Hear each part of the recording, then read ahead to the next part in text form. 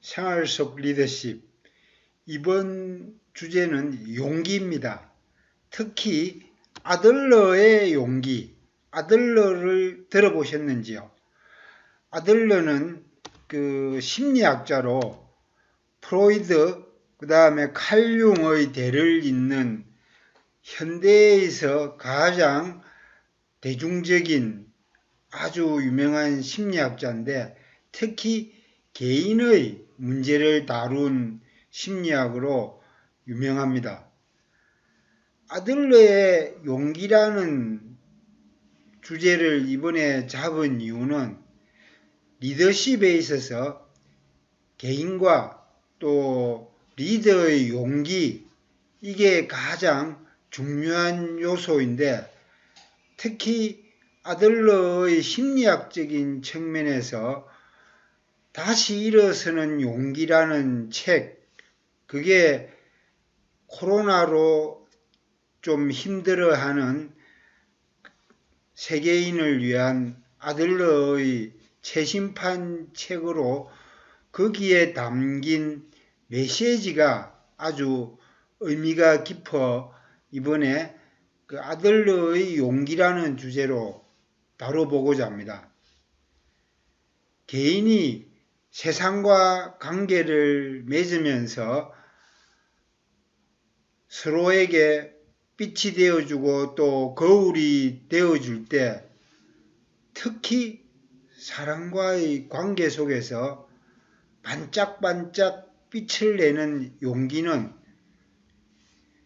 개인 스스로 인생의 의미 부여와 함께 또 하나 개인이 지구에서의 삶에 있어 꼭 필요한 존재로 타인에게도 도움을 줄 수 있는 협력자로서의 자긍심을 갖고 불꽃 같은 에너지를 제공하라는 메시지가 아들러의 다시 일어서는 용기라는 책의 큰 메시지로 느껴졌습니다.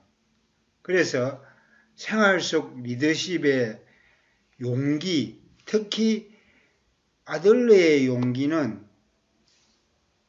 개인뿐만 아니라 관계에서, 특히 지구와의 관계 속에 개인의 삶이 타인한테도 도움을 줄 수 있다는 그런 어떤 긍정적인 협력자로서의 에너지를 바로 그 용기에서 찾았다라는 점에서 이번에 꼭 다시 아들러의 용기라는 주제로 다루게 된 겁니다.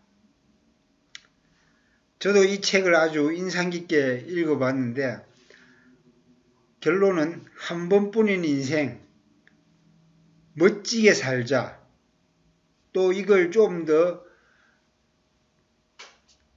터프한 용어로 거침없이 값지게 살자라는 격려로 들려가지고 다시 일어서려는 용기, 이건 코로나로 지친 사람들에게 선물 같았습니다. 아들러의 용기는 책 표지에 지금 나와 있는 것처럼 개인이 고립되어 있으면서 외로움도 느끼고 또 소외감도 느낄 수도 있겠지만, 자연을 비롯한 세상과 관계 맺으면서 다시 일어서는 용기를 스스로한테 뿐만 아니라 타인에게도 이 힘이 되어주는 그런 용기로 소개돼서 더욱 값진 것 같습니다. 저는 프로이트, 칼융, 아들러를 용케 순서대로 접해봤는데요. 프로이트는 그 마즐리시, 또 그 여러 유명한 HRD 쪽의 그 선각자들이 프로이트는 무의식의 지평을 넓히고 인간이 아주 그 고도의 인격체로서 신이 내린 그 특명을 부여받은 고귀한 존재로 이래 자리매김하다가 프로이트에 의해서 무의식의 한 부분에 의해서 움직이는 아주 약한 존재다라고 직격탄을 날린 그런 메시지 때문에 프로이트의 무의식 세계에 아주 이래 좀 인상적으로 1990년대에 좀 이래 관심을 좀 많이 가졌고, 칼 융은 2000년도에 인간과 상징이라는 책을 통해서 집단의 무의식, 또 인간의 문화, 이런 측면에서 프로이트의 제자이면서 칼 융이 독립해가 프로이트가 너무 성적인 부분으로 인간의 무의식이 매몰되어 있는 걸 좀 비판하고 나오면서 집단의 무의식 세계, 문화적인 코드로 해석하려는 인간과 상징이라는 책을 아주 인상 깊게 읽었었죠. 그 다음에 아들러는 2015년도인가 이때 아주 칼 융의 제자이면서 개인의 문제, 개인의 심리학을 다룬 분으로 아주 유명하다고 책을 잠깐 보기는 했는데, 이번에 다시 일어서는 용기 때문에 더욱 깊이 있게 이제 아들러에 또 심취하게 된 것 같습니다. 심리학으로 프로이트, 칼 융, 아들러 이 세 분이 가장 거목으로 인정받고 있는 대목인데, 특히 최근에 아들러 개인의 심리학 이런 문제에서 공감이 많이 가더라고요. 이번에 다시 일어서는 용기라는 책으로 또 리더십의 덕목 중에 용기라는 화두를 가지고 주제를 안고 준비하다 보니까 아들러의 다시 일어서는 용기가 확 다가왔습니다. 자, 아들러의 책에 소개된 인간은 유아기에, 프로이트도 그렇고 아들러도 그렇고 유아기의 심리 상태에 좀 많은 관심을 가진 것 같은데, 특히 아들러는 유아기의 불행 경험으로 잘못된 인식 체계를 갖는 사람들이 많다, 이러면서 A, B, C, D 또 4가지 유형으로 잘못된 인식 체계를 가지고 있는 사례를 좀 꼽아놨는데, A는 내상 입은 이기주의자, 어릴 적 불행한 경험으로 내상을 입어가지고 자기만의 세계에 꼭 갇혀있는, 또 이기적인 어떤 코드를 강하게 좀 상처 입은 대신에 이기주의로 좀 똘똘 무장한 그런 사람을 A형이라 봤고, 또 B형은 자기의 불행한 경험을 객관화 시켜가지고 세상이 그래, 인생은 다 불공평하다며, 많은 사람들이 다 엉터리다면서 자기의 문제를 객관화시키면서 투덜대는 그런 유형을 B형으로 이렇게 그룹핑을 해놨고요. 또 C형, 자수성가형, 유아기의 불행한 경험이었지만 나는 잘 극복했으니까 너도 해, 나는 해냈으니까 너는 왜 못해, 너도 할 수 있어 하면서 약간 잘난 척하는 그런 유형. D는 나는 불행한 과거로 고생했으니까 내가 이렇게 어렵게 지금까지 고생하고 유아 때 그런 잘못된 길로 엄청 힘들었으니까 난 모든 걸 용서받아야 돼, 이런 유형을 D라고 이래 해놨더라고요. 이 멘탈 측면에서 유아기의 경험이 인간의 무의식 저편에 각인되어 있기 때문에 아주 이 A, B, C, D 네 가지 유형이 사실은 이 책을 보면서 많은 사람들이 이런 측면을 가지고 있지 않은가, 이런 거를 좀 간파해가 일부러 좀 이렇게 A, B, C, D 유형으로 한번 나누어 봤습니다. 내상 입은 이기주의자, 개인주의적으로 어릴 적 상처를 꼭 보듬하면서 자기만의 세계에 빠진 이기주의자 유형도 의외로 좀 많은 것 같아요. 사실은 어쩌면 뭐 저도 A형의 좀 속성을 좀 가지고 있는 것도 같은데, 이런 측면이 누구나한테 A, B, C, D형으로 조금씩 있기 때문에 아들러의 용기 편에서 요걸 이제 다시 한번 제가 강조를 해봤는데요. 이런 잘못된 인식 체계가 인간의 의식 저편에 도아리고 있기 때문에 좀 더 우리가 냉철하게 이런 부분들을 한번 살펴보는 의미에서 고통스러운 어릴 적 경험을 넘어 스스로 삶을 개척하는 용기를 좀 가질 필요가 있다. 아들러의 일어서는 용기의 핵심이 바로 이런 화두를 다루고 있더라고요. 그래서 외상으로 아파하는 데만 그치는 게 아니라 그 경험 안에서 자신의 삶 속 목적에 합치되는 뭔가를 발견하고 여기에 의미를 부여해 바로 그 의미로 향후 삶의 방향을 스스로 결정하는 멋진 사람, 이걸 이제 아들러는 용기 있는 사람, 다시 일어서는 용기라고 제목을 달아놨는데, 제가 이 물음표를 던져 놓은 이유가 쉽지 않고 과연 그걸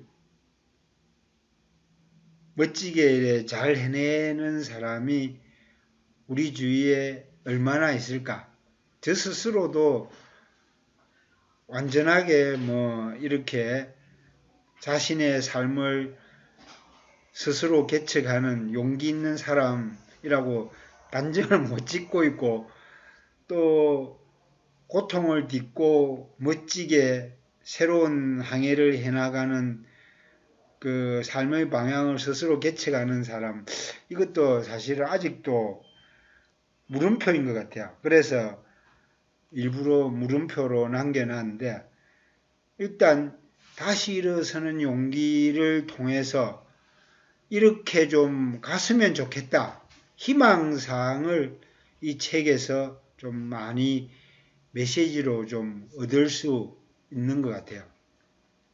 말처럼 쉽지는 않은데 동병상련, 또 객관화시키는 과정을 통해서 이걸 딛고 일어서는 용기를 키워나가자, 이런 의미로 받아들이면 좋을 것 같습니다.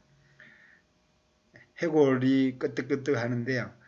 항상 제가 PPT에 이런 장면을 넣은 이유는 좀 이래 흔들리는, 또 껍데기뿐인 속빈 강정, 이런 느낌을 어떻게 좀 이래 극복하고 또 이런 냉정한 현실을 딛고 일어서자는 의미에서 이 PPT의 한 구석에 꼭꼭 해골 인체를 넣어놨는데, 어떤 의미인지 좀 더 살을 붙여서 풍성하게 해나가면 좋겠다는 바람이기도 합니다.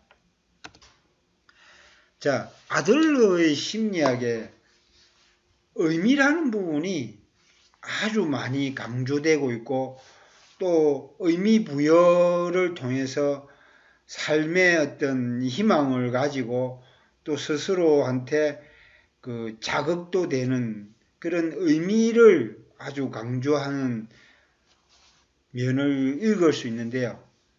아들러는 일어서는 용기라는 책에서 의미는 상황에 의해 결정되는 것이 아니고 그 상황에 어떤 의미를 부여하는가에 따라 이루어진다. 즉 인간이 자기 의지로 상황에 의미 부여하기 나름이다. 라는 측면에서 아들러는 의미를 아주 강하게 좀 다루고 있고 다시 일어서는 용기에서도 의미 부여 이걸 아주 그 키워드로 강조하고 있더라고요. 결국 인간의 삶은 자기 의지로 어떻게 의미를 부여하고 또 어려운 난간을 뚫고 나가는가에 따라서 달라진다. 이런 인간의 의지를 강조하는 그런 성격이 강한 것 같아서 더욱더 좀 배울 게 많은 것 같습니다. 특히 아들러의 심리학 저편에 어린 시절에 좀 이야기들을 많이 다루고 있는데 이게 왜 어린 시절 이야기를 다루냐 하면 인간의 자아 형성기 또 인간이 자아 형성기를 거쳐가 성인으로 성장하는 과정에도 어린 시절에 유년의 그 기억들이 엄청 오래 가고 있고 또 그게 큰 영향을 미치기 때문에 어린 시절에 대한 부분들을 유심히 살피고 또 그 어린 시절에 그런 연민을 좀 가지고 있는 것 같아요. 그래서 우리가 상황을 두고 어떤 판단을 내릴 때도 그 사람의 어린 시절에 대한 그 경험들 이런 게 많이 녹아있기 때문에 좀 더 냉철하게 한번 살펴볼 필요는 있지 않을까. 대신에 그 어린 시절은 용서받을 수 있는 어린 시절에 누구든지 잘못된 의미를 부여받기 쉬운 환경이라는 특수한 점을 우리가 다 이해를 해야 된다는 거죠. 자기 의지와 무관하게 결정되는 일이 많기 때문에 특히 장애를 갖고 태어난 경우 과잉 부담을 가질 수 있기 때문에 더더욱 세심하게 돌봐줘야 한다고 그 아들러는 이야기하고 있는데 이 장애가 크든 작든 또 인간은 누구나 조그마한 심리적이든 또 육체적이든 장애를 갖고 있잖아요.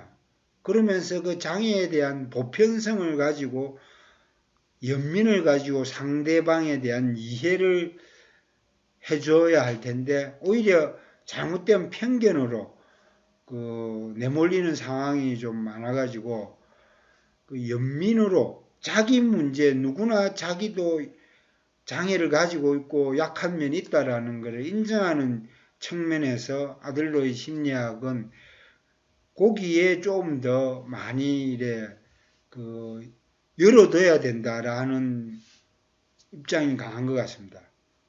그래서 어린 시절에 그 상처를 받은 또 누구나 어린 시절에 상처를 받았을 법한데 어린 시절 상처에 대해서 삶의 의미를 찾을 수 있도록 그 자기 나름대로 인생을 개척하는 안목을 키워줘야 한다. 라고 아들러가 강조하는데 이게 비단 어린이 시절뿐만 아닌 것 같아요. 그래서 저는 이게 더 의미가 있다. 왜? 어린 시절이라고 말은 해놨지만 실제로 어른은 어린 시절을 다 밟고 어린 시절을 거쳐서 성장했기 때문에 누구나 어린 시절에 그런 기억들은 담고 있고 심지어 어른도 어른이라고 하잖아요. 어른이 어린 시절이 그대로 몸에 배어서 어른도 애일 수 있다라는 그러니까 애 같은 어른도 많다라는 그런 측면에서 어린 시절뿐만 아니라 이거는 성인 시절, 성인에게도 해당되지 않을까. 그런 의미에서 아들러의 다시 일어서는 용기의 어린 시절 이야기는 보편적인 감정으로 접근하는 문제일 뿐이지 어린이로 한정되는 건 아닌 것 같아요. 그래서 어른도 성인도 똑같이 해당된다 라고 저는 생각을 합니다. 그래서 누구든 잘못된 의미를 부여받기 쉽기 때문에 또 그런 부분을 서로 챙겨주고 보듬어 줄 필요가 있다. 그래서 새롭게 의미를 찾을 수 있도록 중장기적인 안목을 스스로가 키워나갈 수 있도록 도와줘야 한다. 제가 계속 강조하는데 이건 어린 시절뿐만 아니라 어른한테도 똑같이 어른 시절, 성인의 시기에도 똑같이 해당된다라는 말씀을 계속 강조하고 싶습니다. 책에서는 어린 시절, 아들러는 어린 시절을 이야기했는데 저는 비단 어린 시절이 아니라 성인의 단계에서도 똑같이 해당된다 라고 말씀드리고 싶습니다. 또 하나 아들러 개인 심리학에서가 마음을 또 엄청 강조하고 또 마음이 심리학의 요체이기 때문이기도 하겠죠. 아들러는 의미를 많이 강조하고 또 마음은 주변 환경을 스스로 다스려서 몸을 보호하는 경향이 있다고 합니다. 그러니까 마음이 주변 환경과 상호작용하면서 철저하게 인지적으로 또 정서적으로 몸의 상태를 챙기려는 경향이 있기 때문에 특히 마음과 몸의 상호작용에 깊은 관심을 가져야 된다라고 아들러는 강조하고 있는데 각자가 느끼는 불안이나 용기, 쾌활이나 슬픔 이게 자신의 경험에서 우러난 인생관의 연장선상이므로 마음 관리에 특히 신경을 써야 한다. 이건 앞에도 이야기했지만 어린 시절뿐만 아니라 성인에도 마찬가지로 적용된다는 거죠. 마음은 또 육체적 태도와도 깊은 연관성을 가지고 있고 올바른 자세와 건강한 몸 관리를 위해 노력이 절실하다. 애나 어른이나 다 똑같죠. 그래서 용기를 위해서 몸과 마음을 잘 챙기고 가꿔야 한다. 라는 메시지가 아주 인상적이었습니다. 아들러는 용기 있는 사람은 삶에 대한 자신의 태도를 몸으로 표현한다고 또 몸에 배어 있고 또 심지어 뇌 구조까지도 이렇게 변화 가능하다라고 이야기를 해냈는데 여기에 저도 동의를 하면서 또 물음표를 일부러 달아난 게 실제로 과연 물리적으로 뇌 구조까지도 변화가 될까? 저는 이제 퀘스천 마크를 붙여놨는데 아들러는 대뇌 피질 또 이런 전두엽 이런 쪽에 변화가 있다고 합니다. 그래서 뇌 안의 인지구조 또 그 다음에 뇌의 활동에 의해 인간의 행동이나 또 말 이런 데서 몸으로 표현되기도 하고 또 하나가 협동 능력 특히 인간은 상호작용하는 과정에서 서로 의식적인 협력 과정에서 어떤 태도를 보이는 것에 따라서 그 사람의 상태를 유추하기도 한답니다. 그래서 협동 능력에 대처하는 자세, 그게 아주 심리학의 요체이기도 하다고 하는데 이것도 한번 계속 제가 관심을 가지고 연구하고 또 사례를 찾아보면서 좀 더 다양한 어떤 그 범주화 그 연구 과제로 제가 한번 찾아보려고요. 협동 능력이 얼마나 상대를 파악하는 데 도움이 된다? 이런 부분도 아주 재미있는 주제인 것 같아요. 일단은 대화하는 과정에서 그런 느낌은 좀 있어요. 대화하면서 저 사람이 말하는 거나 또 이슈에 집중하는 거, 이슈에 반응하는 태도, 상대방과 협력하는 과정에 저 사람이 어떤 자세를 비치는가에 따라 저 사람이 이런 면이 있구나. 또 뭐 아까 아들러의 어린 시절 그 상처 이야기도 나왔는데 뭔가 또 그런 어떤 어린 시절 그 경험과 연관되어 있나? 이렇게 하는 측면은 있는 것 같아요. 그래서 더욱더 아들러의 개인 심리나 의미부여 이런 이슈가 더욱더 매력적인 것 같습니다. 아들러는 열등감을 객관화시키고 우월감을 획득하는데 투자를 계속해라. 누구나 다 열등감은 다 가지고 있다. 왜? 다 자기 우물안 개구리처럼 살아온 환경이 있기 때문에 상대와 비교했을 때 어차피 열등감은 내면적인 자기 느낌이고 인지 과정이라서 열등감이 있을 수밖에 없다.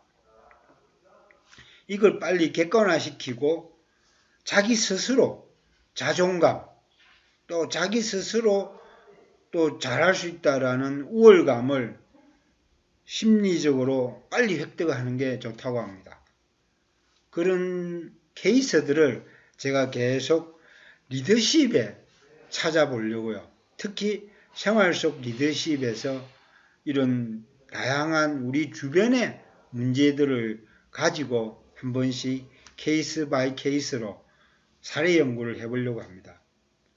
그리고 아들러는 목표를 구체화시키고 또 실체를 향해 마음을 움직여라. 목표가 추상적이거나 또 뜬구름 잡는 이야기, 또 뭐 과거의 이야기, 너무 미래의 이야기 같은 추상적인 이야기로 치우치지 않도록 목표는 아주 구체적으로 수치화되게 저는 개인적으로 구글의 OKR 목표 관리를 좋아하는데 이 구체적인 어떤 내용을 가지고 데이터화된 목표 이런 측면에서 아들러가 용기를 가지고 또 자신을 다시 일어서게 하는데 목표를 구체화시키라는 말에 확 공감이 가더라고요. 그 다음에 또 실체를 향해 마음을 움직이기. 뜬구름 잡는 이야기가 아니라 모호한 추상명사가 아니라 구체적인 행동과 관련된 이런 단어, 행동과 관련된 목표를 가지고 실체가 있는 걸 부여잡고 열심히 달려가는 그런 게 용기를 키운다고 다시 일어서는 용기를 자극한다고 이야기를 해놔가지고 더욱 저 스스로도 힘을 받고 있습니다. 또 프로이트부터 칼 융까지 꿈이라는 것은 심리학에 절대 빼놓을 수 없는 이슈죠. 아들러 또한 꿈에 대해서 이야기는 해놓은데요. 사람은 누구나 꿈을 꾸고 그 꿈으로 현실과 상호작용한다. 현실에 있었던 걸 꿈으로 꾸고 또 꿈에서 예지몽같이 현실을 내다보기도 하고 그런 코드가 있지 않습니까? 그래서 꿈에 대해서 좀 더 솔직하고 또 그 무의식적인 과정까지 좀 파악을 하고 담아내려고 노력하라는 게 아주 인상적이었습니다. 또 꿈은 우리의 마음을 위로하고 현실을 해석하는 수단이라고 이야기하는 대목도 퍽 인상적이고요.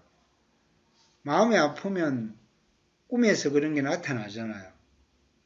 꿈이 우리의 아픈 마음을 위로한다는 측면, 저는 아주 깊이 공감합니다. 그리고 현실을 해석하는 수단이 될 수도 있고, 그래서 좀 저는 꿈에 대해서 열린 마음인데, 그 꿈을 계속 긍정적으로 활용하는 지혜가 좀 필요할 것 같습니다. 아들러의 다시 일어서는 용기에서도 그 꿈을 잃지 말고 또 그 꿈을 받아들이고 그 꿈을 잘 파악하고 또 성화시키는 그런 노력을 해라는 게 이 리더십에 있어서도 많이 적용될 것 같습니다. 또 아들러는 자존감을 이야기하면서 바로 자존감이 거침없는 용기에서 비롯된다. 너무 인상적인 글이었는데 실제로 그 자존감이 부모로부터 물려받을 수도 있고 또 주변 환경에서 스스로 개척할 수도 있겠지만 저는 용기라는 큰 그릇, 그 깜냥, 그 함량, 그 배짱에서 자존감이 싹 트나온다고 봅니다.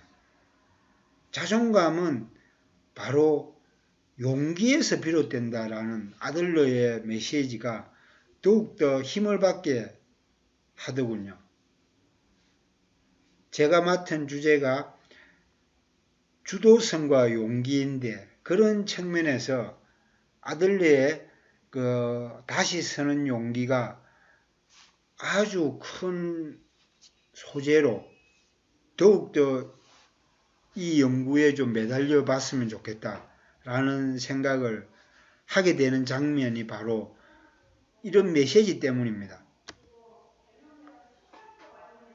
또 하나가 욕망을 긍정적 에너지로 전환하는 용기, 이걸 엄청 강조를 해놨는데 심리학에서 욕망이라는 것은 아주 무의식적인 코드로 절대 나쁘게 봐서는 안 된다라고 프로이트부터 또 칼융, 문화 강조하는 데서도 자주 언급되곤 하는데 아들러에서는 더욱더 개인의 욕망, 또 이걸 긍정적 에너지로 전환할 줄 알아야 된다.